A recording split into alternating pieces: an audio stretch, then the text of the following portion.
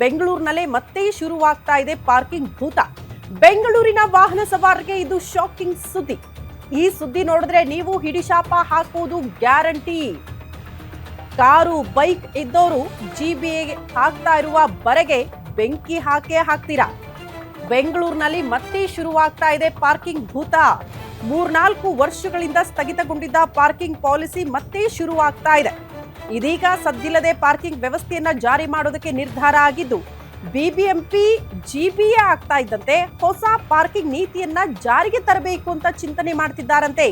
GBA ವ್ಯಾಪ್ತಿಯ 5 ಪಾಲಿಕೆಗಳಲ್ಲೂ ಕೂಡ parking ನೀತಿ ಜಾರಿಗೆ ನಿರ್ಧಾರ ಆಗಿದ್ದು, ಮೊದಲ ಹಂತದಲ್ಲಿ ಬೆಂಗಳೂರು ಕೇಂದ್ರ ಪಾಲಿಕೆಯಿಂದ ಪಾರ್ಕಿಂಗ್ ವ್ಯವಸ್ಥೆ ಮಾಡಲಾಗುತ್ತಂತೆ. ಕೇಂದ್ರ ಪಾಲಿಕೆಯ 35 ಕಡೆಗಳಲ್ಲಿ ಶೀಘ್ರವೇ ಪೇ ಮಾಡಿ ಪಾರ್ಕ್ ಮಾಡುವಂತಹ ವ್ಯವಸ್ಥೆ.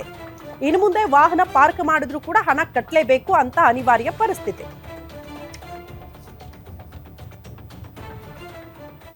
ಪಾರ್ಕಿಂಗ್ ಎಲ್ಲ ಸರಿಯಾಗಿ ಆಗಬೇಕು, ಅದು ಸೋರ್ಸ್ ಆಫ್ ರೆವೆನ್ಯೂ ಸಹ ಇದೆ.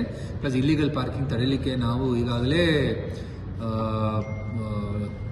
ಗೈಡ್ಲೈನ್ಸು ಎಲ್ಲ ವರ್ಕೌಟ್ ಮಾಡಿ ಕಾರ್ಪೊರೇಷನ್ ಕೊಟ್ಟಿದ್ದೇವೆ. ಸೆಂಟ್ರಲ್ ಕಾರ್ಪೊರೇಷನ್ ಒಂದು 35 ರೋಡ್ಸ್ ಐಡೆಂಟಿಫಿಕೇಶನ್ ಮಾಡಿ ಟೆಂಡರ್ ಕರೆದಿದ್ದಾರೆ. That will be standard rates ಹೊಂದಿದೆ. ಅದರ ನಾವು ಏನು ವರ್ಕೌಟ್ ಮಾಡಿದೆ ಸರ್ಕಾರದ್ದು DOLTನಲ್ಲಿ, ಅದನ್ನು ಒಂದು ಕಮಿಟಿ ಅದನ್ನು ವರ್ಕೌಟ್ ಮಾಡಿ ಡೀಟೇಲ್ಸ್ ಕೊಟ್ಟಿದ್ದಾರೆ ಎಷ್ಟು ಕಡಿಮೆ ಆಗ್ಬೋದು.